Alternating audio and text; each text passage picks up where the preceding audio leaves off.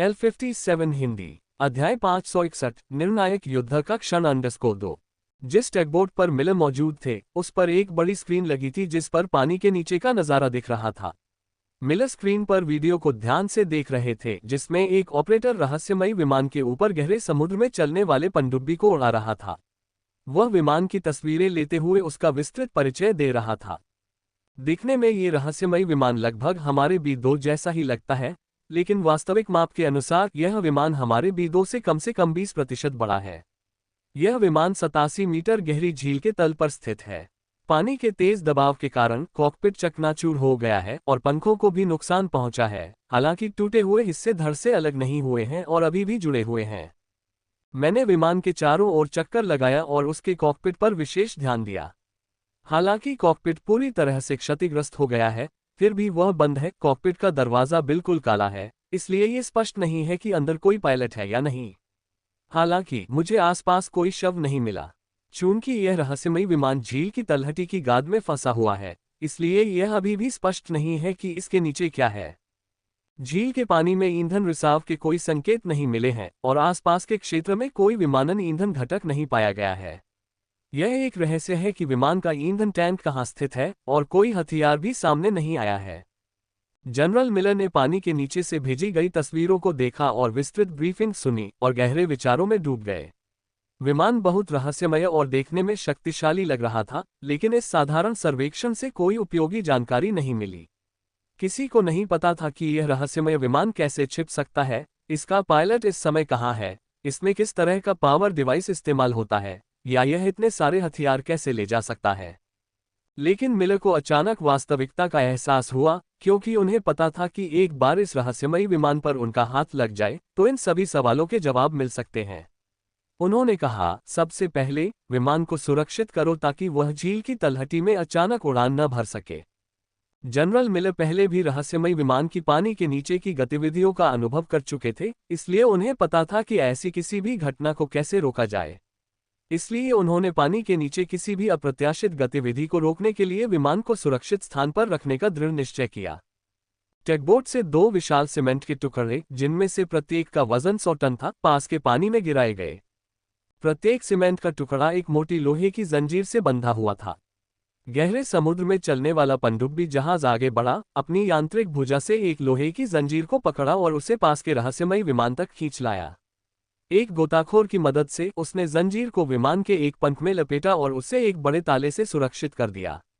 फिर उसने यही प्रक्रिया एक और विशाल जंजीर के साथ दोहराई और उसे विमान के दूसरे पंख से सुरक्षित कर दिया। इस तरह 200 टन वजन वाले 2 विशाल सीमेंट ब्लॉकों ने रहस्यमयी विमान को जंजीरों से जकड़ लिया। विमान को पानी के नीचे चलने के लिए उसे इन 200 टन के सीमेंट ब्लॉकों को घसीटना होगा। रहस्यमयी विमान के आकार को देखते हुए वह निश्चित रूप से इतना भारी वजन घसीटते हुए आगे नहीं बढ़ सकता था। दूसरे शब्दों में, अमेरिकी सेना ने विमान की पानी के नीचे की गतिशीलता को सफलतापूर्वक सीमित कर दिया था। इतने भारी सीमेंट ब्लॉकों के साथ विमान सीधा ऊपर भी नहीं उठ सकता था। वर्तमान तकनीकी स्तरों के तहत कोई भी विमान 200 टन का माल लेकर उड़ान नहीं भर सकता। केवल उसी क्षण टैगबोट पर सवार जनरल मिलर को पूरी तरह से निश्चिंतता का अनुभव हुआ। आकाश पूरी तरह से अवरुद्ध था, जिससे रहस्यमय विमान उसमें प्रवेश नहीं कर सकता था, और पानी के नीचे उसकी गतिशीलता सीमित थी। इस प्रकार विमान के पास भागने के लिए कोई जगह नहीं थी और वह केवल अमेरिकी सेना द्वारा पकड़े जाने का इंतजार कर सकता था। आश्वस्त महसूस करते हुए जनरल मिलर ने आदेश देना शुरू कर दिया। नदी के ऊपर बचाव जहाजों को निर्देश दिया कि वे अपनी स्थिति में आ जाएं और फिर रहस्यमय विमान को उठाकर विश्लेषण के लिए संयुक्त राज्य अमेरिका की राष्ट्रीय प्रयोगशाला में वापस ले जाएं। पैराडाइज पैलेस कैसीनो के अंदर यान फेई कैसीनो के संचालन का निरीक्षण करते हुए विभिन्न जुआ उपकरणों को व्यक्तिगत रूप से आजमा रहा था। हालांकि जुए में बिल्कुल नौसिखिया होने के कारण वह इतने कम समय में किसी भी प्रबंधन रणनीति को समझ नहीं पाया, इसलिए उसके चिप्स कम होते गए और उसे कुछ भी हासिल नहीं हुआ।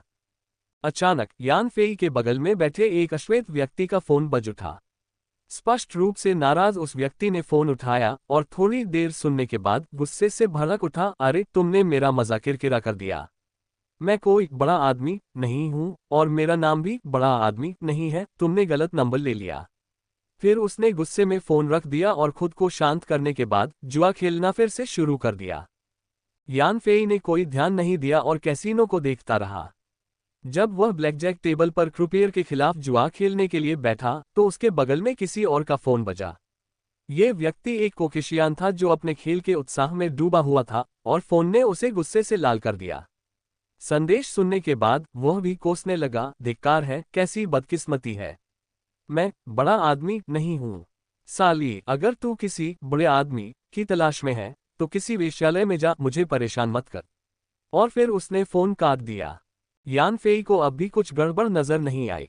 हालांकि तीसरी बार लोकेशन बदलने के बाद उसे एहसास हुआ कि उसके बगल में फिर से किसी का फोन बज रहा है।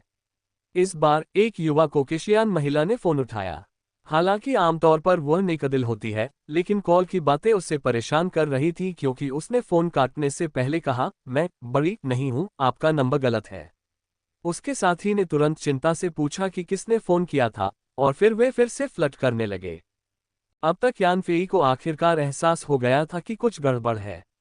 वो जहां भी जाता फोन बजता ही रहता, किसी लंबे आदमी नाम के व्यक्ति को ढूंढता और ऐसा लगता जैसे फोन फिर से बजने के लिए उसका पीछा कर रहा हो। जब यान फेई ने विध्वंसक का वेश धारण किया था तब वह 2 मीटर लंबा और हट्टा कट्टा दिखाई देता था, इसलिए किसी ने उसे लंबा आदमी कहा था। वह कोई और नहीं बल्कि किट्टी थी, जिससे उसकी मुलाकात पेरिस के लूवर संग्रहालय में हुई थी और बाद में विध्वंसक के रूप में यान फेई ने गुआम में शॉन के साथ मिलकर काम किया था। पूरे सहयोग के दौरान किट्टी ने यान फेई को लंबा आदमी कहकर संबोधित किया। कंप्यूटर विशेषज्ञ होने के नाते किट्टी शायद अब उसे ढूंढ रही थी, क्योंकि यान फेई जहां भी जाता लंबा आदमी की पुकार सुनाई देती। क्या वह किट्टी हो सकती है? यान फेई ने अपने आसपास का बारीकी से जायजा लिया और उसे कैसीनो में किट्टी का कोई रूप नजर नहीं आया, न ही शॉन जो किट्टी के साथ आया था। हालांकि उसने कैसीनो में हर जगह निगरानी कैमरे जरूर देखे। उसने एक पल सोचा और कैसीनो से निकलकर बगल वाले शौचालय में जाने का फैसला किया। जैसे ही यान फेई शौचालय में दाखिल हुआ, वहां का फोन बजने लगा। यान फेई एक पल के लिए हिचकिचाया, फिर एक कदम आगे बढ़ा, फोन उठाया और कहा, हेलो। फोन से एक कर्कश किंतु मोहक महिला की आवाज आई, जो कि किट्टी की विशिष्ट टोन थी, लंबा लड़का, क्या ये तुम हो? अब यान फेई ने अपना रूप बदल लिया था और अपने पहले के प्रभावशाली विध्वंसक रूप की तुलना में बिल्कुल अलग दिख रहा था। उसे नहीं पता था कि किट्टी ने उसे कैसे पहचाना, लेकिन किट्टी को यकीन नहीं था कि वह वाकई विध्वंसक ही है, इसलिए उसने बोलते ही पानी की जांच कर ली। यान फेई ने एक पल सोचा, फिर कहा, किट्टी, यह मैं ही हूँ। पेरिस वाला और गुआम वाला दोनों ही मैं ही हूँ। वैसे तुम्हारा बड़ा भाई कैसा है? किट्टी रुकी, फिर बोली, मेरा बड़ा भाई पहले ही मर चुका है। यान फेई को यकीन था कि यह आवाज किट्टी की ही थी, लेकिन उसे यकीन नहीं था कि दूसरी तरफ वाला व्यक्ति सचमुच किट्टी ही है, इसलिए उसने उसकी परीक्षा लेने के लिए एक सवाल पूछा।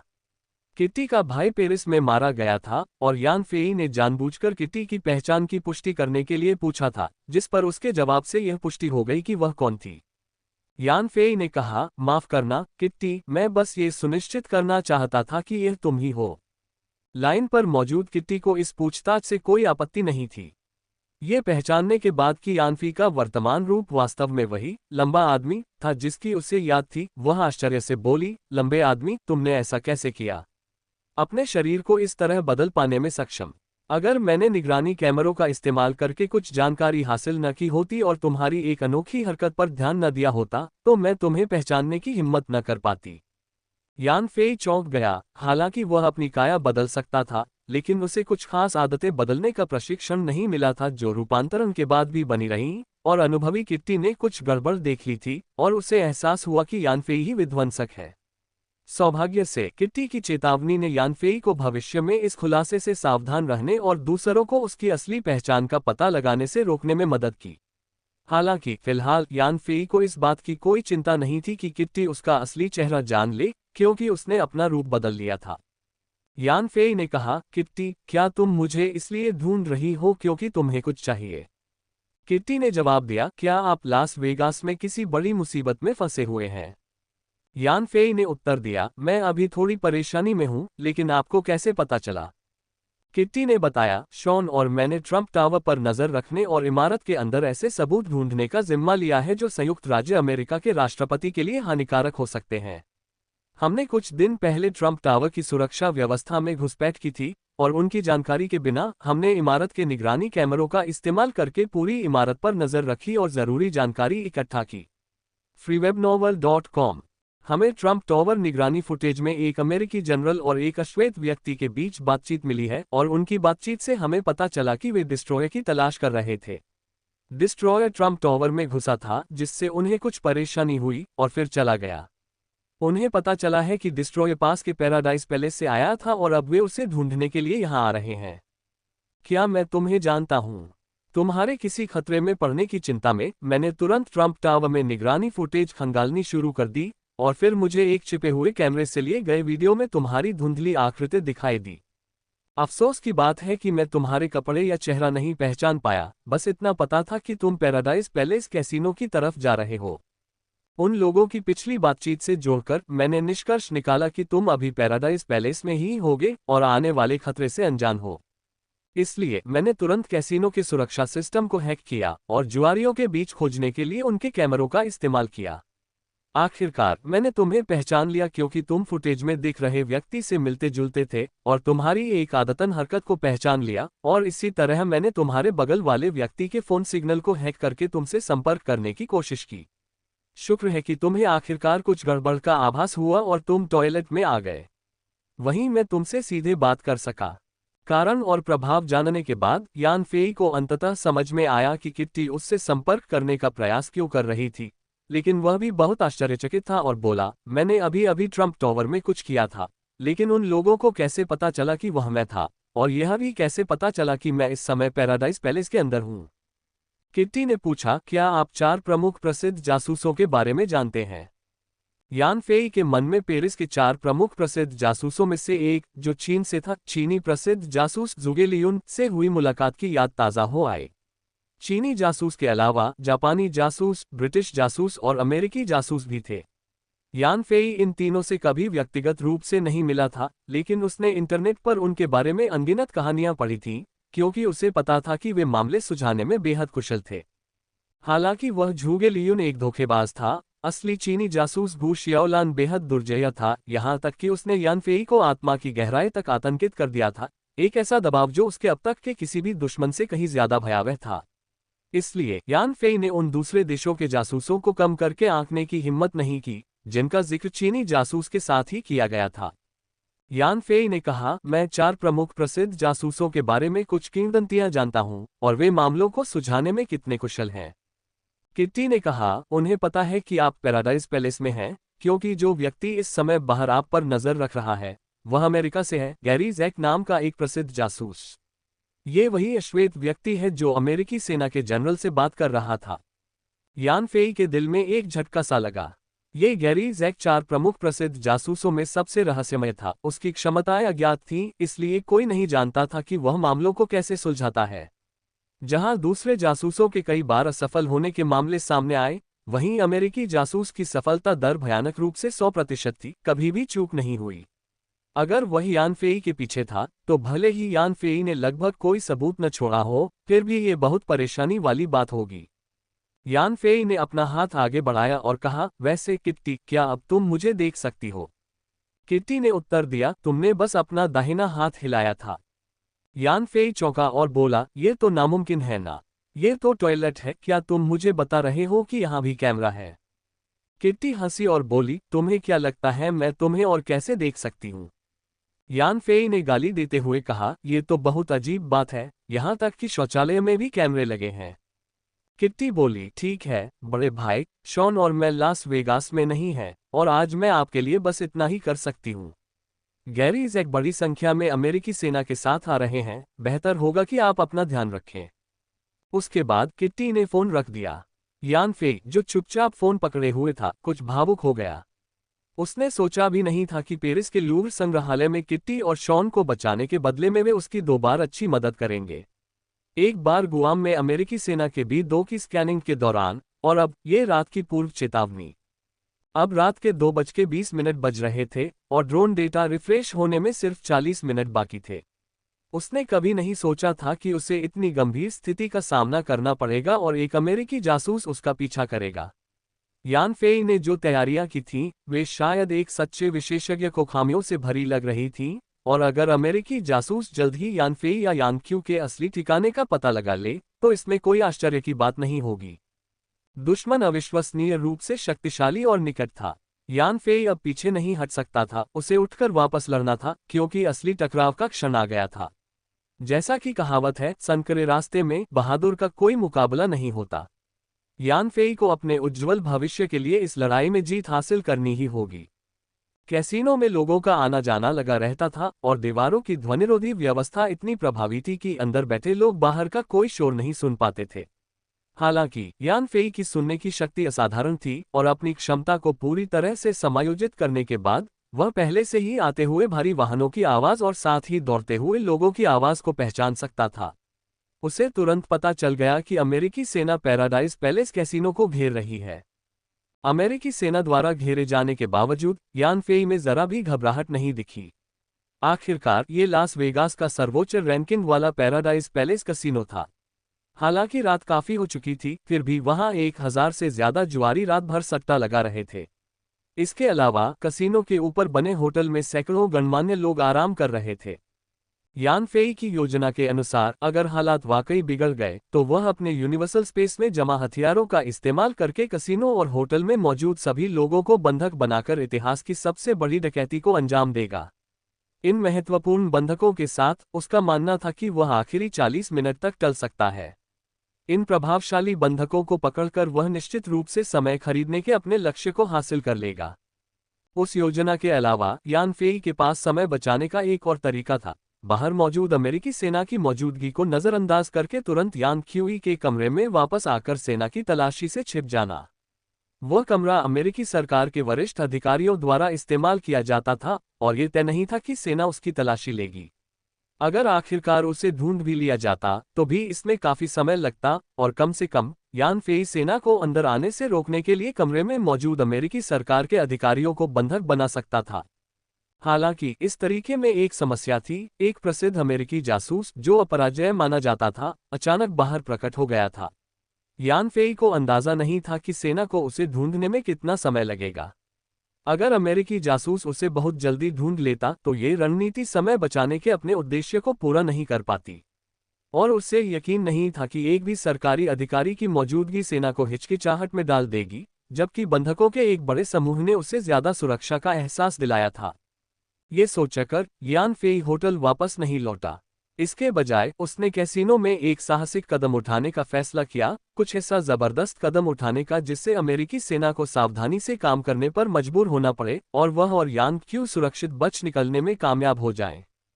पैराडाइज पैलेस के बाहर गैरी जैक लड़खड़ाते हुए कैसीनो की ओर बढ़े। उनके पीछे अमेरिकी सेना कमांडर और एक बड़ा दल था। पीछे बख्तरबंद वाहनों की सुरक्षा में गैरी जैक की गतिविधियों के साथ तालमेल बिठाते हुए अमेरिकी सैनिकों का एक समूह आगे बढ़ रहा था। जैक के नेतृत्व में सभी पैराडाइज पैलेस कैसीनो के करीब पहुंच गए। कैसीनो का प्रवेश द्वार अब दिखाई दे रहा था, लेकिन अचानक गैरी जैक के पैर लड़खड़ा गए और वह जमीन पर गिर पड़ा, बिना हिले डुले। उसका सहायक तुरंत पास आया और पाया कि गैरी जैक गहरी नींद में सो गया था। उसने कहा, श्रीमान जैक अब और नहीं सो सकते। लेकिन गिरने से ठीक पहले उसने पैराडाइज पैलेस की पहली मंजिल की ओर इशारा किया, ये संकेत देते हुए कि विध्वंसक कैसीनो लॉबी के अंदर है। अब आप उसे पकड़ने के लिए आगे बढ़ सकते हैं। freewebnovel.com। अमेरिकी सेना के कमांडर, जो जासूस की कुशलता से पहले से ही वाकिफ थे, जासूस की जांच प्रक्रिया को प्रत्यक्ष रूप से देखने के बाद कुछ हद तक अनिश्चित हो गए। हालांकि गैरी जैक ने विध्वंसक के संचालन के बारे में कई विवरण दिए थे, लेकिन ये जानने का कोई तरीका नहीं था कि ये विवरण सही थे या नहीं। थकान से ज्यादा नशे में बड़बड़ाहट जैसी लगने वाली जैक की बातें शायद नशे में सोए हुए किसी व्यक्ति की बातें थीं। इस सुराग की संदिग्ध प्रकृति के बावजूद यह कोई सुराग न मिलने से कहीं बेहतर था। इसके बाद अमेरिकी सेना के कमांडर ने भव्य होटल की घेराबंदी और कड़ी करने के आदेश दिए ताकि अंदर किसी के भी प्रवेश या निकास पर रोक लगाई जा सके। कमांडर के आदेश के बाद अमेरिकी सैनिकों की एक बड़ी संख्या ने पैराडाइज पैलेस कैसीनो को घेर लिया और आसपास कई भारी हथियार तैनात कर दिए गए। आसमान में कई A-10 हमलावर विमान दिखाई दिए, जबकि अपाचे सशस्त्र हेलीकॉप्टर कम ऊंचाई पर चक्कर लगा रहे थे। इसके अलावा कई ड्रोन तैनात किए गए थे जो इलाके के हर पहलू पर नजर रख रहे थे। पैराडाइज पैलेस कसीनो के अंदर यान फेई कसीनो के लेआउट का अध्ययन करते हुए बाहर की आवाजों को ध्यान से सुन रहा था। आग या अन्य आपात स्थितियों के लिए कसीनो के लिए विस्तृत निकासी मार्ग के नक्शे बनाए गए थे। यान फेई अब इन नक्शों का अवलोकन कर रहा था और अपनी अगली चाल की योजना बना रहा था। बाहर का सारा शोरगुल यान फेई की गहरी सुनने की क्षमता से बच नहीं सका। जब उसने खिड़की के पास लगे पर्दे के एक कोने से झांका तो उसने कैसीनो को अमेरिकी सेना के टैंकों और बख्तरबंद गाड़ियों से घिरा हुआ देखा। चारों तरफ युद्ध के लिए तैयार सैनिक थे और ऊंची इमारतों में तैनात स्नाइपर्स की स्कोप से आती परछाइयां उसकी नजरों में आ गईं। इसके अलावा यान फेई ने ऊपर A-10 लड़ाकू विमान और अपाचे सशस्त्र हेलीकॉप्टर देखे तो उसे एहसास हुआ कि वह एक जटिल सैन्य जाल में फंस गया है। हालांकि अमेरिकी सेना ने पैराडाइज पैलेस कैसीनो को घेर लिया था, लेकिन उन्होंने तुरंत हमला नहीं किया। जब तक वे कोई कदम नहीं उठाते, यान फेई निष्क्रिय ही रहेगा। आखिरकार उसका लक्ष्य तो टालना ही था और मौजूदा गतिरोध को बनाए रखना ही आदर्श था। यान फेई बाहर का नजारा देख रहा था कि तभी उसने देखा कि कसिनो प्रबंधन असामान्य व्यवहार करने लगा है और चुपचाप कुछ महत्वपूर्ण कर्मचारियों को इमारत से बाहर ले जा रहा है। जाहिर है कसिनो को किसी बात की भनक लग गई थी और वह चुपचाप कर्मचारियों को वहां से हटा रहा था। खिड़की के बाहर अमेरिकी सेना का एक विशिष्ट हमलावर दस्ता कसिनो पर हमला करने की तैयारी कर रहा था। इस क्षण यान फेई को एहसास हुआ कि अब आखिरी मुकाबला आ गया है। बिना किसी हिचकिचाहट के उसने यूनिवर्सल स्पेस से एक भारी मशीन गन उठाए और कैसीनो की छत पर ताबड़तोड़ गोलियां बरसा दी। भारी मशीन गन की अचानक गर्जना से पहले तो कसीनो में बैठे जुआरी चौंक गए, लेकिन उन्हें जल्दी ही एहसास हो गया कि कोई बंदूक चला रहा है। लगातार गोलीबारी की घटनाओं से वाकिफ ये अमेरिकी तुरंत चीख पड़े और झुक गए, अपने सिर जमीन से सटा लिए, कोई भी अनावश्यक हरकत करने की हिम्मत नहीं जुटा पाए।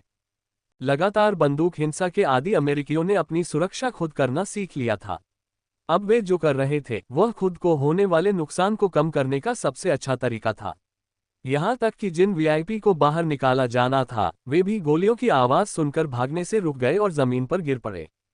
मशीन गन की इस धमाकेदार फायरिंग से यान फेई ने तुरंत वहां मौजूद सभी लोगों को डरा दिया।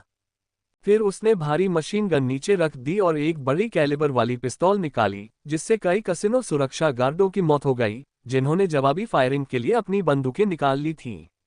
इन गार्डों की मौत से कसिनो में दहशत फैल गई, लेकिन किसी ने भी आगे कुछ करने की हिम्मत नहीं की। गार्डों के खून ने उन्हें बता दिया कि इस आदमी के हाथों में बंदूकें असली थीं और जरा सी भी हरकत मौत का कारण बन सकती थी। freewebnovel.com। तभी कैसीनो की खिड़की का शीशा टूट गया और बाहर से 1 दर्जन से अधिक अज्ञात वस्तुएं उड़कर अंदर आईं। इनमें से कुछ वस्तुएं हवा में ही फट गईं, जिससे चमकदार रोशनी निकली। कुछ के जमीन पर गिरने से भयंकर कंपन हुआ, जिससे आसपास खड़े लोग जमीन पर गिर पड़े, जबकि अन्य के गिरने से रंगीन धुआं निकला। गोलियों की आवाज सुनते ही यान फेई ने अपनी आंखें बंद कर ली। इस तरह फ्लैश ग्रेनेड की चकाचौंध कर देने वाली चमक से सफलतापूर्वक बच निकला। अपनी मौजूदा ताकत के साथ साधारण कंस्यूशन ग्रेनेड अब उस पर कोई नकारात्मक असर नहीं डाल सकते थे। अपनी आंखें बंद किए हुए यान फेई ने भावशून्यतापूर्वक भारी मशीन गन उठाए और गोलीबारी जारी रखी, जिससे अमेरिकी सेना के आक्रमण दल के कई सदस्य तुरंत मारे गए, जो धूम्रपान ग्रेनेडों का पीछा करते हुए कैसीनो में घुसने की कोशिश कर रहे थे। कुछ ही देर में कसीनो धुएं से घिर गया। हालांकि यान फेई की सुनने की शक्ति असाधारण रूप से तेज थी। अपनी आंखों के बिना भी वह सब कुछ सुन सकता था और कसीनो के अंदर की लय को नियंत्रित कर सकता था। लेकिन जैसे ही यान फेई कुछ प्रमुख लोगों को बंधक बनाने वाला था, उसे अचानक एक भयानक इरादे का एहसास हुआ कि उसे मार डाला जाएगा। उसने आंखें खोलीं और देखा कि उसके सामने धुआं उठ रहा है और धुएं से बना एक विशाल हाथ का निशान उड़ रहा है। 3 मीटर लंबा और 2 मीटर चौड़ा ये हाथ का निशान यान फेई पर एक विशाल तख्ते की तरह टूट पड़ा। यान फेई अपनी मशीन गन से गोलियां चलाता रहा, लेकिन बड़े कैलिबर की गोलियां उस विशाल हाथ के निशान से बने धुएं को नहीं मिटा पाईं और फिर वह उससे टकरा गया। अपनी अपार शक्ति के कारण यान फेई का शरीर अब किसी भी हिस्से से घातक प्रहार कर सकता था, इसलिए उसने भारी मशीन गन नहीं गिराई। इसके बजाय उसने खुद को संभाला और उस विशाल हाथ के निशान से आक्रामक रूप से टकराया, उसका सीधा सामना करने के लिए दृढ़ संकल्पित। दोनों सेनाओं ने एक दूसरे पर प्रहार किया, जिससे एक जोरदार धमाका हुआ। यान फेई उछलकर कैसीनो की दीवार से टकराया, जिससे उसमें एक बड़ा सा छेद हो गया और वह वहीं फंस गया। लेकिन उसके जोरदार जवाबी हमले के बाद महान हस्त चिन्ह भी नष्ट हो गया। बस उस एक टक्कर से ही यान फेई घायल हो गया। उसने अपने गले में उमड़ते खून को जोर से दबाया। अंदर ही अंदर वह सदमे में था। उसकी ताकत कोई मामूली बात नहीं थी। अपने अंगों का इस्तेमाल किए बिना भी उसके शरीर का कोई भी अंग एक निर्णायक प्रहार कर सकता था, जो आज के ज्यादातर विशेषज्ञों को तुरंत मार गिराने में लगभग सक्षम था। लेकिन ग्रेट हैंडप्रिंट से हुई उस सीधी टक्कर में वह पूरी तरह से हार गया था। यान फेई की आध्यात्मिक शक्ति इतनी विकसित हो चुकी थी कि वह बाह्य रूप से प्रकट हो सकती थी, इसलिए वह अपने आसपास की ऊर्जा में होने वाले परिवर्तनों के प्रति अत्यधिक संवेदनशील था। वह जानता था कि महान हस्तचिह्न मानव शरीर से बाहर की एक रहस्यमयी शक्ति का प्रयोग था, जो मूलतः रंगीन और निराकार थी। हालांकि रंगीन धुएं में उसने धुएं को आकार देने के लिए हेरफेर किया, जिससे एक मूर्त छाप बन गई। धुएं के बिना हस्त चिन्ह का पता लगाना असंभव होता और लोगों को अदृश्य रूप से चोट पहुंचती। यह एहसास होते ही यान फी के मन में तुरंत दिव्य क्षेत्र शब्द कौंधा। जिस व्यक्ति ने वह भयानक प्रहार किया था, उसके पास दिव्य क्षेत्र की ईश्वरीय विशेषज्ञता थी। ये व्यक्ति अपनी शारीरिक शक्ति नहीं, बल्कि ईश्वर की रहस्यमय शक्ति का उपयोग कर रहा था। त्रिपिटक एक सच्चा ईश्वर स्तरीय विशेषज्ञ था और उसे हमेशा अपनी शक्ति पर पूरा भरोसा था। उसकी योजना के अनुसार उस हालिया महाहस्तचिन्ह से यान फेई पूरी तरह से अशक्त हो जाना चाहिए था, जिससे वह जमीन पर गिरकर विनम्रतापूर्वक आत्मसमर्पण कर दे। कौन जानता था कि यान फेई बिना खून की उल्टी किए केवल शारीरिक शक्ति से ही उसके महाहस्तचिन्ह का सामना कर सकता है। इससे त्रिपिटक चकित रह गया, इसलिए इस बार उसने पूरी ताकत से यान फेई की ताकत की परीक्षा लेने का फैसला किया। त्रिपिटक को ईश्वर स्तर का विशेषज्ञ समझकर यान फेई को एहसास हुआ कि वह अपने प्रतिद्वंदी से मुकाबला नहीं कर सकता। उसने अपने शरीर की पूरी शक्ति लगाकर पीछे की ओर वार किया और आश्चर्यजनक रूप से दीवार को तोड़कर एक बड़ा छेद बना दिया। उसका शरीर, जो फंसा हुआ था, छेद से होकर दीवार के दूसरी ओर पीछे की ओर कलाबाजी करता हुआ चला गया। इस चाल ने न केवल त्रिपिटक के हमले को चकमा दिया, बल्कि उसे दीवार के दूसरी ओर भी पहुंचा दिया। त्रिपिटक अचंभित रह गया, उसे ऐसी चाल की उम्मीद नहीं थी। फिर भी वह तुरंत आगे बढ़ा और दीवार में बने बड़े छेद को पार कर गया। उसने यान फेई को पकड़ने के लिए हाथ बढ़ाया, लेकिन यान फेई चकमा देकर तेजी से बगल के भूमिगत रास्ते में कूद गया। त्रिपिटक की योजना बार बार नाकाम हो रही थी और उसके चेहरे पर आश्चर्य के भाव उभर आए। वह उसका पीछा करने के लिए आगे बढ़ा, लेकिन जैसे ही त्रिपिटक भूमिगत सुरंग में दाखिल हुआ, कई काली वस्तुएं उसकी ओर दौड़ीं। उसकी आंखें तेज थीं, उसने आसानी से पहचान लिया कि वे हथगोले हैं। उपहास करते हुए उसकी हथेली ने चतुराई से हथगोले पकड़ लिए। वे उसके हाथ में फट गए, लेकिन उसे कोई नुकसान नहीं पहुंचा। freewebnovel.com। त्रिपिटक ने ठंडी हंसी के साथ अपना पीछा जारी रखा। अचानक उसके पैरों के नीचे एक जोरदार विस्फोट हुआ और 2 पैदल सेना विरोधी बारूदी सुरंगें फट गईं, जिससे छर्रों का एक बादल उसकी ओर उड़ रहा था। त्रिपिटक की प्रतिक्रिया बिजली की तरह तेज थी। उसका वस्त्र उड़ गया और हवा में लहराते हुए सभी टुकड़ों को एक साथ लपेटते हुए जमीन पर गिरा दिया। हालांकि जब त्रिपिटक ने अपना वस्त्र वापस पहना, तो उसने पाया कि विस्फोट से वह टुकड़े टुकड़े हो गया था। यान फेई ने भूमिगत मार्ग में प्रवेश करते ही जमीन पर 2 पैदल सेना रोधी बारूदी सुरंगें फेंक दी और फिर त्रिपिटक का ध्यान भटकाने के लिए कुछ हथगोले भी फेंके, जबकि वह उनका पीछा कर रहा था। त्रिपिटक का ध्यान आने वाले हथगोलों पर था, इसलिए वह जमीन पर पड़ी बारूदी सुरंगों को भूल गया, जिससे यान फेई को उसे धूल और मलबे से ढकने का मौका मिल गया। त्रिपिटक की ताकत के आगे यान फेई की चालाकी भी उसे चकमा देने के लिए काफी नहीं थी, और अगर होती भी तो उसे कोई नुकसान नहीं होता। हालांकि त्रिपिटक ने पहले ही यान फेई के शरीर का जायजा ले लिया था और यह निष्कर्ष निकाला था कि वह ज्यादा हथियार नहीं छिपा सकता, इसलिए वह अचानक पकड़ा गया। त्रिपिटक को उम्मीद नहीं थी कि यान फेई के पास न सिर्फ हथगोले हैं, बल्कि पैदल सेना रोधी बारूदी सुरंगों जैसी कोई बड़ी चीज भी है, जिसकी वजह से वह यान फेई के जाल में फंस गया।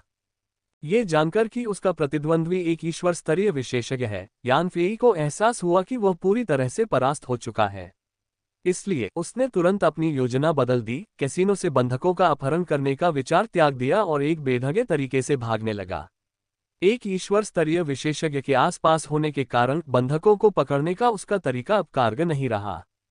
यान फेई पहले भी हत्यारे संप्रदाय के नेता डुआन होंगए और होली सी के बिजली नियंत्रक जैसे लोगों से भिड़ चुका था। ये तीनों ईश्वर स्तरीय विशेषज्ञ थे, जिनकी क्षमताओं ने उस पर गहरी छाप छोड़ी थी।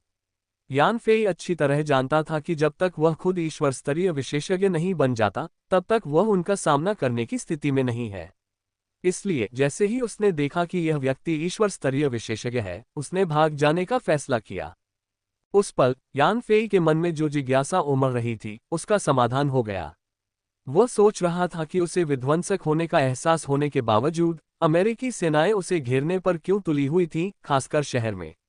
विध्वंसक होने का मतलब था जबरदस्त ताकत और ड्रोन की मदद के बिना भी यान फेई शहर की संरचनाओं और इलाके का अपने फायदे के लिए इस्तेमाल करते हुए भारी नुकसान पहुंचा सकता था। अमेरिकी सेना के लिए उसे पकड़ना एक कठिन काम होगा जिससे भारी नुकसान हो सकता था, लेकिन सफलता की कोई गारंटी नहीं थी। अब यान फेई समझ गया कि उससे निपटने के लिए अमेरिकी सेना ने बहुत पहले ही रणनीतिक तैयारी कर ली थी। उनका भरोसा बाहरी सैनिकों पर नहीं, बल्कि इस गोरे आदमी पर था जो चीन से आया एक भिक्षु लग रहा था, लेकिन असल में एक अमेरिकी था। इसलिए विध्वंसक की पुष्टि होते ही ये गंजा गोरा आदमी तुरंत हरकत में आ गया। पैदल सेना विरोधी बारूदी सुरंगें त्रिपिटक के लिए बस एक छोटी सी बाधा थी, इसलिए जब यानफेई तेजी से भागा तो उसे त्रिपिटक के कदमों की आहट सुनाई दे रही थी जो उसके करीब आ रहे थे। एक मोड़ मोड़ने के बाद यानफेई को अपने आगे एक बंद सुरंग दिखाई दी। वह घबराया नहीं, उसने अपने यूनिवर्सल स्पेस से एक आरपीजी रॉकेट लॉन्चर निकाला और उस बंद सुरंग पर एक कवच भेदी गोला दाग दिया। भीषण विस्फोट में एक घना काला रास्ता निकल आया। पता चला कि यान फेई ने पैराडाइज पैलेस के भूमिगत मार्गों का नक्शा पहले ही याद कर लिया था और उसने देखा था कि आगे वाला एक परित्यक्त सुरंग के रूप में चिन्हित था, लेकिन उसे बीच में कंक्रीट से बंद कर दिया गया था। इसलिए उसने कवच भेदी गोली का इस्तेमाल करके उसे उड़ा दिया। रॉकेट दागने के बाद यान फेई ने लॉन्चर को अपने यूनिवर्सल स्पेस में वापस रख दिया और उस अंधेरे रास्ते से भाग गया। त्रिपिटक जो आगे बढ़ रहा था, विस्फोट के बाद के दृश्य और धुएं को देखकर वहीं रुक गया। विध्वंसक जो कभी कुछ भी ले जाते हुए नहीं देखा गया, हमेशा इतने शक्तिशाली हथियार कैसे निकाल सकता था? क्या ऐसा हो सकता है कि यहाँ सिर्फ विध्वंसक ही नहीं, बल्कि उसके साथी भी उसकी मदद के लिए इंतजार कर रहे हों? त्रिपिटक को अपनी ताकत पर पूरा भरोसा था और अगर विध्वंसक के पास भी कोई उसका साथ देने के लिए होता तो भी वह नहीं डरता। वह दौड़ता रहा, एक पल के लिए भी अपनी गति धीमी नहीं की। एक ईश्वर स्तरीय विशेषज्ञ होने के नाते, इस दुनिया के सबसे शक्तिशाली लोगों में से एक होने के नाते, मानव शिखर पर खड़े तथाकथित महाविशेषज्ञों के पास भी उससे मिलने पर केवल एक ही विकल्प होता, भाग जाना। त्रिपिटक के प्रतिद्वंद्वी केवल अन्य ईश्वर स्तरीय विशेषज्ञ ही थे। यही कारण है कि वह इन्नेट रियल्म पीक पर एक महाविशेषज्ञ यानफी का सामना करते हुए आत्मविश्वास से भरा हुआ था। ये परित्यक्त भूमिगत सुरंग वास्तव में 100 साल से भी पहले खनिकों द्वारा खोदी गई थी, जो बिना किसी ज्ञात गंतव्य के अंतहीन रूप से घुमावदार थी। यान फेई के पास अब इसके अलावा कोई और रास्ता नहीं था, केवल यहाँ की घुमावदार सड़कों का लाभ उठाकर ही वह अपने पीछे उस देव स्तरीय विशेषज्ञ का पीछा छुड़ा सकता था। अगर वह समतल जमीन पर होती तो वह बहुत पहले ही त्रिपिटक द्वारा पकड़ लिया गया होता। यान फेई तेजी से खदान के गड्ढे से गुजरा, त्रिपिटक उसके पीछे पीछे चल रहा था। अपनी शारीरिक स्थिति में लगातार सुधार के बाद यान फेई की गति अकल्पनीय हो गई थी, इसलिए त्रिपिटक जैसा ईश्वर स्तरीय विशेषज्ञ जो पर्यावरण से रहस्यमयी शक्तियों का उपयोग करने में सक्षम था, भी ऐसे उबड़ खाबड़ इलाके में उसका पीछा करते हुए हर मुश्किल घड़ी में जब त्रिपिटक उसे पकड़ने ही वाला होता, यान फेई बेहद खतरनाक सुरंगों में घुस जाता। खतरनाक इलाके का फायदा उठाकर वह एक बार फिर अपने और त्रिपिटक के बीच की दूरी बढ़ा देता। त्रिपिटक के चेहरे पर आमतौर पर मुस्कान रहती थी, लेकिन यान फेई द्वारा कई बार गिराए जाने के बाद वह क्रोधित होने लगा। दुर्भाग्य से यान फेई की आध्यात्मिक शक्ति भी बाहर की ओर प्रकट होने लगी थी। जैसे ही उसे अपने पीछे एक असामान्य ऊर्जा का आभास होता, वो समझ जाता कि त्रिपिटक हमला करने वाला है और वह त्रिपिटक की लय को बाधित करने और उनकी दूरी को एक बार फिर बढ़ाने के लिए कुछ बम वापस फेंकता। इस तरह वे दोनों भूमिगत खदान के गड्ढे से तेजी से गुजरे, उन्हें पता ही नहीं चला कि वे कितनी दूर तक भागे हैं। तभी अचानक यान फेई ने खुद को एक ऐसे रास्ते पर पाया जहां चट्टान की दीवार खड़ी थी और आगे जाने के लिए कोई रास्ता नहीं था। 400 मीटर पीछे त्रिपिटक की तेज आवाज आए। इस बेहद नाजुक पल में यान फेई ने जरा भी संकोच नहीं किया। उसने यूनिवर्सल स्पेस से एक विशाल बम निकाला और उसे सुरंग के बीच में रख दिया। यूनिवर्सल स्पेस का सारा गोला बारूद एक छोटी सी उत्पादन कार्यशाला में सहायक मस्तिष्क द्वारा निर्माण प्रक्रिया का अनुमान लगाने के बाद तैयार किया गया था। आमतौर पर यूनिवर्सल स्पेस में सिर्फ रिजर्व के तौर पर रखे जाने वाले इस बम को उसने कभी सोचा भी नहीं था कि एक दिन ऐसा आएगा जब इसका इस्तेमाल सचमुच होगा। त्रिपिटक तेजी से आगे बढ़ा और एक मोड़ मोड़ने के बाद उसने यान फेई को रास्ते के आखिरी छोर पर देखा। खुश होकर वह यानफेई के पास पहुंचने ही वाला था कि अचानक उसके दिल में एक गहरी घबराहट दौड़ गई। त्रिपिटक चौंक गया और जल्दी से पीछे हट गया, लेकिन तब तक बहुत देर हो चुकी थी। एक जोरदार धमाका हुआ और खदान के अंदर एक जोरदार विस्फोट हुआ। सुरंग का 50 मीटर से ज्यादा लंबा एक हिस्सा ढह गया, जिससे त्रिपिटक उसमें दब गया। जब धूल जम गई तो सुरंग पूरी तरह से बदल गई थी। जमीन बड़े बड़े पत्थरों और मलबे से ढकी हुई थी और जहां यानफेई था वहां जाने वाला रास्ता पत्थरों और रेत के विशाल ढेर से अवरुद्ध हो गया था। तभी ढहे हुए हिस्से से एक गहरी गर्जना सुनाई दी। उसके बाद चट्टानों और रेत का विस्फोट हुआ और एक आकृति बाहर निकली। वह त्रिपिटक थी, लेकिन अब वह पूरी तरह से घायल हो चुका था। उसके भिक्षुक वस्त्र फटे हुए थे और उसका शरीर ढकने का कोई भी काम नहीं कर पा रहा था। त्रिपिटक के चेहरे पर क्रोध का भाव था, उसका शरीर कांप रहा था और उसके घाव तेजी से फिर से उभर रहे थे। उसके शरीर पर लगे कीचड़ और खून के धब्बे भी निकल गए थे। कुछ ही देर में त्रिपिटक का शरीर फिर से साफ हो गया। हालांकि फटे हुए वस्त्र वापस नहीं आ सके, जिससे उन्हें पहने हुए त्रिपिटक काफी हास्यास्पद लग रहे थे। अपने सामने ढही हुई सुरंग को देखते हुए त्रिपिटक ने क्रोधित होकर कहा, विध्वंसक, मुझे उम्मीद नहीं थी कि तुम ये चाल चलोगे। लेकिन घमंडी मत बनो, तुमने सोचा था कि यह चाल हम दोनों को खत्म कर देगी। हालांकि अंत में मैं सुरक्षित हूं और तुम मर चुके हो। आज मैं निश्चित रूप से तुम्हारा शरीर खोदकर निकालूंगा और देखूंगा कि क्या सचमुच तुम्हारे 3 सिर और 6 भुजाएं हैं जो तुमने मुझे बार बार इतना नुकसान पहुंचाया है। जब यानफेई को एहसास हुआ कि वह फंस गया है तो उसने त्रिपिटक का पीछा रोकने के लिए एक बहुत शक्तिशाली बम विस्फोट करने में जरा भी संकोच नहीं किया। हालांकि यानफेई ने त्रिपिटक की कल्पना के विपरीत पारस्परिक विनाश की रणनीति नहीं अपनाई। उसने ये सब अपने बचने के पूर्ण विश्वास के साथ किया। जैसे ही बम फटा, यानफेई ने तुरंत यूनिवर्सल स्पेस से एक मजबूत स्टील की बाल्टी निकाली और खुद को उससे ढक लिया।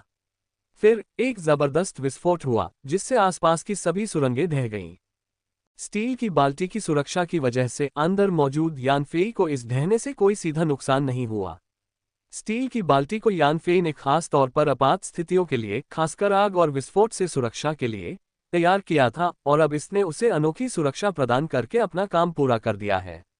हालांकि ढहती सुरंगों का बल यानफेई पर सीधा असर नहीं कर रहा था, लेकिन ये स्टील की बाल्टी के जरिए पहुंच गया, जिससे उसे कुछ चोटें आईं। त्रिपिटक की तुलना में, जो सीधे मलबे के नीचे दब गया था, यानफेई को लगी चोटें नगण्य थीं। जैसे ही यानफेई की सांसें सामान्य हुईं, उसने ब्रह्मांडीय अंतरिक्ष से एक ऑक्सीजन टैंक निकाला और उससे सांस लेना शुरू कर दिया। फिर उसने काला गोला बाहर निकाला और अपनी शारीरिक चोटों को ठीक करने के लिए उसमें से रहस्यमयी ऊर्जा निकालने लगा। ब्रह्मांडीय अंतरिक्ष में संग्रहित विभिन्न संसाधनों के कारण ही यानफेई ने इतनी खतरनाक रणनीति अपनाने का साहस किया। स्टील की बाल्टी की सुरक्षा के कारण मलबे के नीचे फंस जाने पर भी वह इन संसाधनों का उपयोग करके लंबे समय तक जीवित रह सकता था। ड्रोन का डेटा रिफ्रेश होते ही ड्रोन की भूमिगत यात्रा क्षमता का उपयोग करके यानफेई बच निकलने में सक्षम हो जाता था।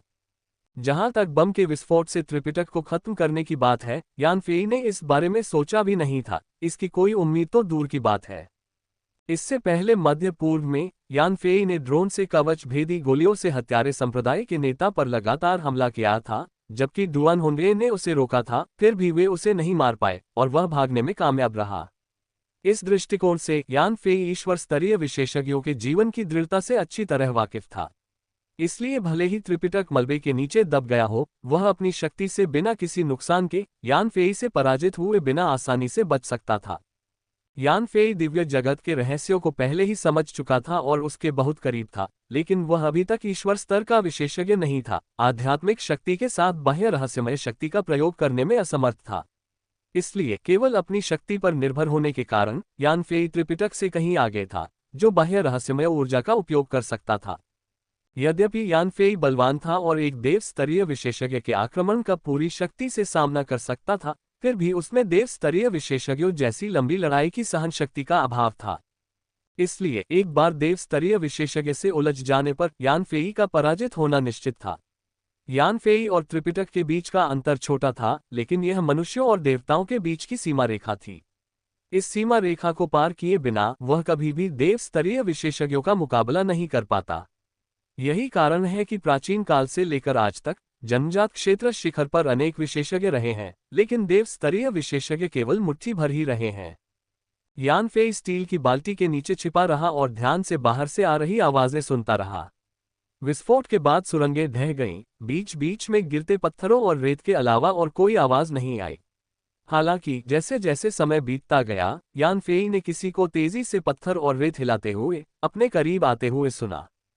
यान फेई चौंक गया और ध्यान से सुनने लगा। उसे एहसास हुआ कि आवाज त्रिपिटक की तरफ से आ रही थी। जाहिर है, रास्ता खोदने वाला व्यक्ति त्रिपिटक ही होगा, लेकिन वह खुदाई क्यों कर रहा था?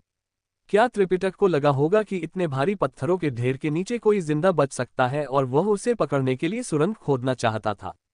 यान फेई हैरान था। तभी उसने देखा कि त्रिपिटक की खुदाई की आवाज पास आ रही थी।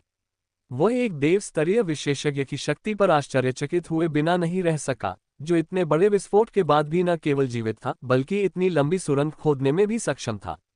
यान फेई ने स्टील की बाल्टी को अपने सिर के ऊपर हिलाया और पाया कि वह हिल नहीं रही थी। बाल्टी के ऊपर जरूर कोई बहुत भारी चीज रखी होगी, इसलिए वह उसे उठाकर बाहर नहीं निकल पा रहा था। एक पल की हिचकिचाहट के बाद उसने स्थिति बदलने का फैसला किया। उसे वापस पानी की सतह पर आना था। बाहर त्रिपिटक पत्थर और रेत हिला रहा था। चाहे वह कितनी भी धीमी गति से खुदाई कर रहा हो, वह अंततः अंदर पहुंच ही जाएगा। अगर यान फेई छिपा रहा तो त्रिपिटक उसे जरूर खोज लेगा और अपने ही जाल में फंस जाएगा। यान फेई ने बाहर आकर त्रिपिटक से जिंदगी मौत की जंग लड़ने का फैसला किया। यान फेई ने अपना हाथ स्टील की बाल्टी पर रखा और एक विचार के साथ उस मजबूत स्टील की बाल्टी को विश्वव्यापी अंतरिक्ष में रख दिया। जैसे ही यान फेई की रक्षा करने वाली बाल्टी गायब हुई, एक विशाल चट्टान और उसके ऊपर रखा रेत का ढेर उसकी ओर गिर पड़ा। तैयार होकर यान फेई ने चट्टान को छुआ और इससे पहले कि वह उस पर गिरे, उसने उसे विश्वव्यापी अंतरिक्ष में रख दिया। हालांकि गिरती रेत ने उसे ढक लिया, जिससे वह अस्त व्यस्त और दयनीय स्थिति में आ गया। यान फेई को शुरू में लगा कि वह जमीन के नीचे दब गया है, लेकिन जब उसने वह विशाल पत्थर उठाया तो उसे पता चला कि असल में उस पर ज्यादा पत्थर नहीं गिरे थे और वही पत्थर उसे नीचे दबाए हुए था। जैसे ही उसने पत्थर उठाया, मिट्टी और रेत हट गई और उसके ऊपर कोई रुकावट नहीं बची।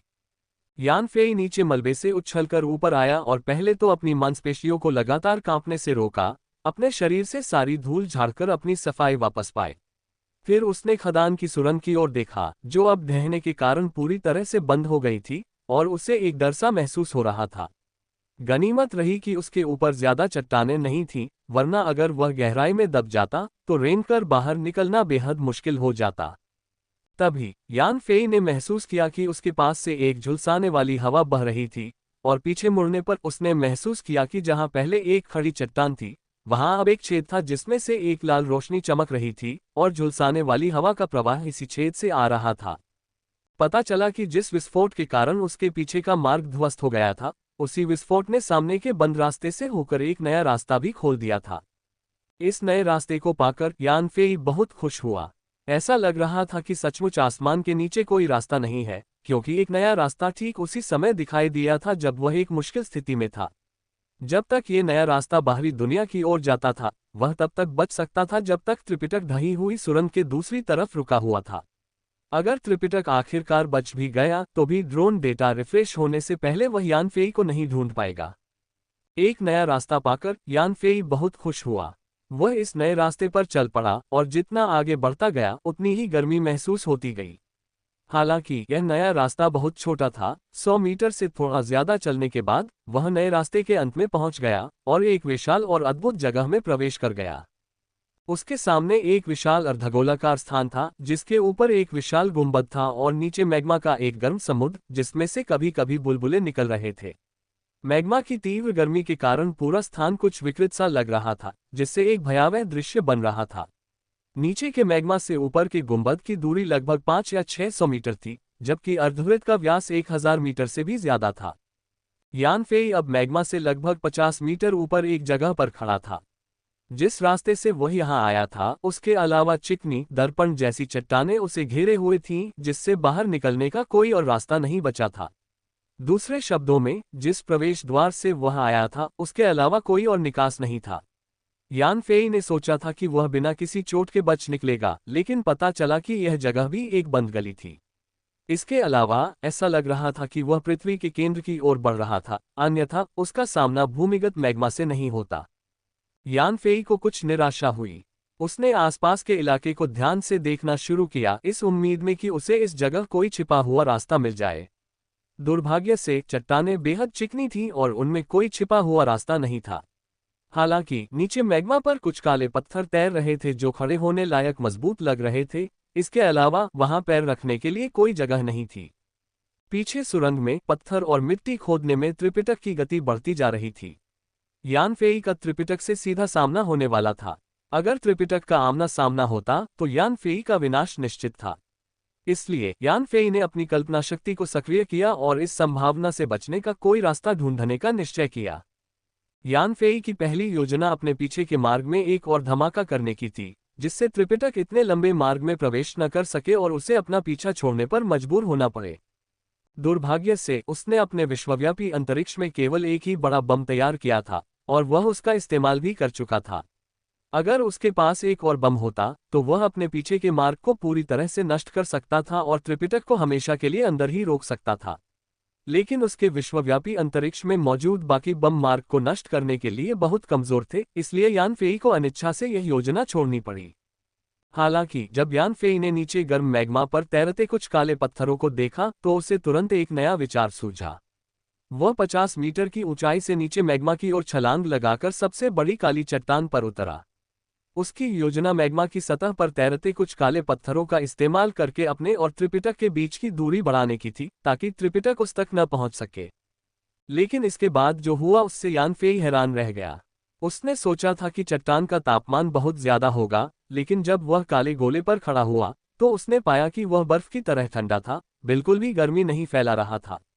तर्क के अनुसार मैग्मा में एक चट्टान या तो पिघली हुई होगी या फिर बेहद गर्म। हालांकि इस काले पत्थर पर खड़े होकर यान फेई को अविश्वसनीय रूप से ठंडक और आराम महसूस हुआ और आसपास की मैग्मा की तेज गर्मी ने उसे बिल्कुल भी परेशान नहीं किया। यान फेई ने उत्सुकता से अपने पैरों के नीचे पड़ी काली चट्टान का निरीक्षण किया और ये देखकर दंग रह गया कि यह वह खुरदरी चट्टान नहीं थी जिसकी उसने कल्पना की थी, बल्कि एक काले गोले की सतह थी। ये काला गोला मैग्मा में तैर रहा था, जिसकी सतह का केवल एक छोटा सा हिस्सा ही दिखाई दे रहा था। इसीलिए यान फेई ने इसे काला पत्थर समझ लिया था। यान फेई ने उस काले गोले को छुआ, उसे इस बात का बिल्कुल अंदाजा नहीं था कि वह किस पदार्थ से बना है। फिर उसने सोचा कि क्या ये प्राकृतिक संरचना है या मानव निर्मित, जिसके इतने अद्भुत भौतिक गुण थे कि यह मैग्मा से आने वाली ऊष्मा के संचरण से पूरी तरह सुरक्षित था। तभी यान फेई ने ऊपर गुंबद की ओर देखा और देखा कि वहां एक छेद था जहां कभी एक छेद हुआ करता था। हालांकि नई चट्टान और गाद ने उस छेद को भर दिया था।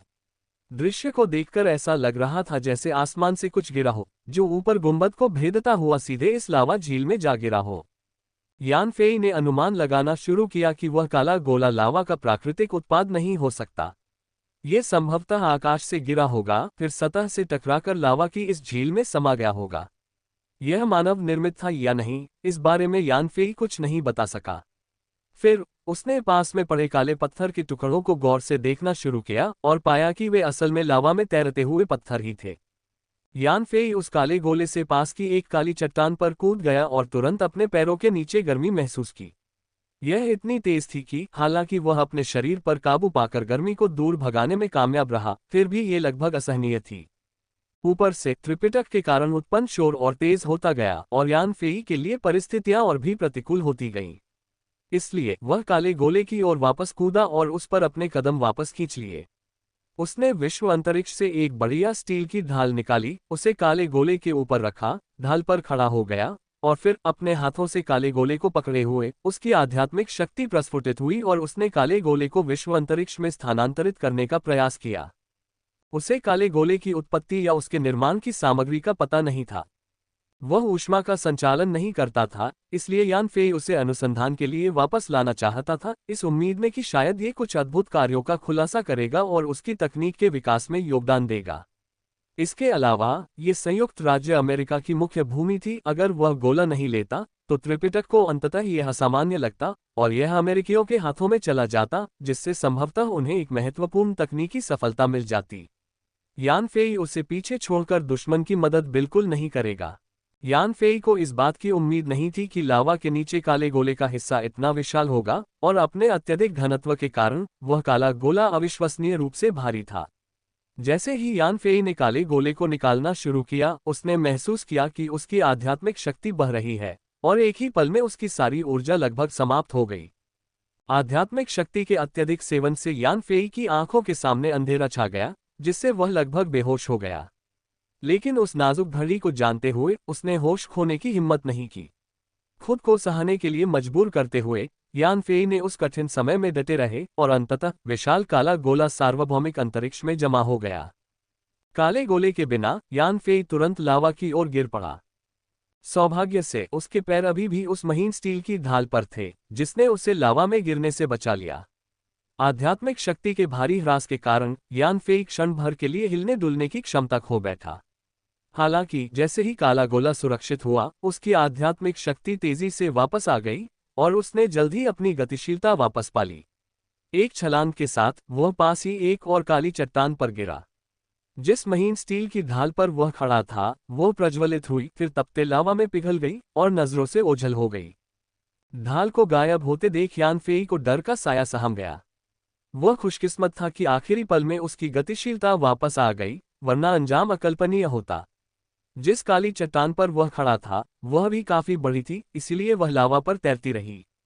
यान फेई ने अपने आसपास के इलाके का जायजा लिया, फिर एक ड्रिल बिट निकाला। जिस काली चट्टान पर वह खड़ा था उसमें एक छेद किया और एक शक्तिशाली विस्फोटक डालकर फ्यूज जला दिया। फिर उसने एक और बढ़िया स्टील की ढाल निकाली और उसे दूर फेंक दिया, जहां वह लावा की सतह पर गिर गई। इसके तुरंत बाद यान फेई दूर खड़ी ढाल पर कूद गया। तभी उसके पीछे काली चट्टान पर रखा शक्तिशाली विस्फोटक समय से पहले ही फट गया, जिससे काली चट्टान टुकड़ों में बिखर गई। इस विस्फोट से लावा झील में एक विशाल लहर भी उठी, जिसने यान फेई के पैरों के नीचे की महीन स्टील की ढाल को उसके गंतव्य की ओर 10 मीटर से भी ज्यादा आगे धकेल दिया। फिर यान फेई ने अपने पैरों से जोर लगाया और आगे काली चट्टान के एक छोटे से टुकड़े पर कूद गया।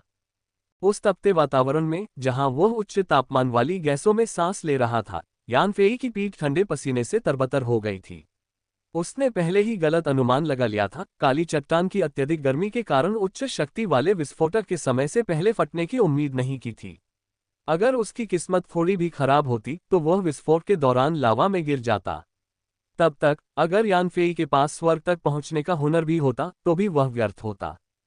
यान फेई के पीछे खंडित काली चट्टान डूबने लगी। फिर उसमें आग लग गई और लावा के उच्च तापमान ने उसे पूरी तरह पिघला दिया और उसका कोई निशान नहीं बचा। यान फेई ने अपना सबक सीख लिया और उसके बाद वह बेहद सतर्क रहने लगा, काली चट्टानों और महीन स्टील की ढाल को सीढ़ी की तरह इस्तेमाल करते हुए उस प्रवेश द्वार से और दूर जाने लगा जिससे वह आया था। और जैसे ही वह किसी काली चट्टान से बाहर निकलता, उसे उड़ा देता ताकि वह लावा में गायब हो जाए, जिससे उसके पीछे आने वाले किसी भी व्यक्ति को उसका फायदा उठाने का मौका न मिले। जल्द ही पूरी लावा झील में काली चट्टान का सिर्फ आखिरी टुकड़ा ही बचा था जिस पर यान फेई खड़ा था। हालांकि ये काली चट्टान अब प्रवेश द्वार से 800 मीटर से भी ज्यादा दूर थी। इसलिए अगर त्रिपिटक उस जगह तक पहुंच भी जाता तो वह यान फेई को 800 मीटर दूर से ही असहाय होकर देख पाता, उसके पास नहीं पहुंच पाता। लावा झील के ऊपर का तापमान बहुत ज्यादा था। अपनी कोशिशों के बाद यान फेई को अपने पूरे शरीर से पसीना बहता हुआ महसूस हुआ और वह निर्जलीकरण से लगभग बेहोश हो गया। उसने तुरंत ब्रह्मांडीय अंतरिक्ष से ढेर सारा पानी निकाला और निर्जलीकरण से होने वाली मौत से बचने के लिए अपने शरीर के तरल पदार्थों की लगातार पूर्ति करता रहा। हालांकि उच्च तापमान के कारण उसके बाल और दाढ़ी लावा की गर्मी से झुलस गए। उसने जो मेकअप किया था वह गर्मी से जम गया और उसके चेहरे पर चिपक गया। यहाँ तक कि उसके कपड़े भी सूखे थे और उसके शरीर से चिपके हुए थे, जिससे वह कुछ भयावह लग रहा था। यान फेई ने अपनी पूर्व क्रियात्मक कार्रवाइयों और विश्वव्यापी अंतरिक्ष से प्राप्त वस्तुओं से सक्रिय रूप से वातावरण में हेरफेर किया, जिससे उसके लिए एक अत्यंत लाभप्रद स्थिति निर्मित हुई और उसने एक अजेय स्थिति अर्जित की। भूभाग अपने पक्ष में होने के कारण यान फेई को अब त्रिपिटक का भय नहीं रहा। इस देरी के बाद स्थानीय समयानुसार सुबह 3 बजे तक सिर्फ 5 मिनट बचे थे। यानी मिस्टी द्वीप के स्थानीय समय के अनुसार आधी रात होने में सिर्फ 5 मिनट बचे थे। अगर यान फेई इन आखिरी 5 मिनटों को झेल पाता तो ड्रोन अपनी युद्ध शक्ति वापस पा लेता।